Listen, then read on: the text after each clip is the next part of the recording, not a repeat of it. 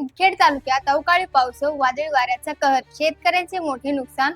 मुदखेड तालुक्यासह परिसरात झालेल्या अवकाळी पावसाने व वादळी वाऱ्याने शेतकऱ्यांचे मोठ्या प्रमाणात नुकसान झाले आहे. अचानक आलेल्या पावसामुळे वादळी वाऱ्यासह शेती पिके जमीनदोस्त झाली असून शेतकरी आर्थिक संकटात सापडला आहे. मुदखेड, अर्धापूर, निवगाव, जवळा, बोरगाव, सरेगाव, पाथरड, बारड, पांडवाडी, शेंबोळी, पारडी, सीताबोरगाव आणि डोंगरवाडा या भागांमध्ये अवकाळी पावसाचा सर्वाधिक फटका बसला आहे. अनेक शेतकऱ्यांच्या शेतातील पिकांचे मोठे नुकसान झाले असून फळबाग व इतर उभी पिकेही बाधित झाली आहेत. आधीच महागाई, वाढलेले उत्पादन खर्च आणि शेतीमालाला मिळणार कमी भाव यामुळे शेतकरी अडचणीत असताना या नैसर्गिक आपत्तीमुळे त्याच्या अडचणी आणखी वाढल्या आहेत. नुकसानग्रस्त शेतकऱ्यांना तात्काळ पंचनामे करून आर्थिक मदत देण्याची मागणी जोरदारच आहे.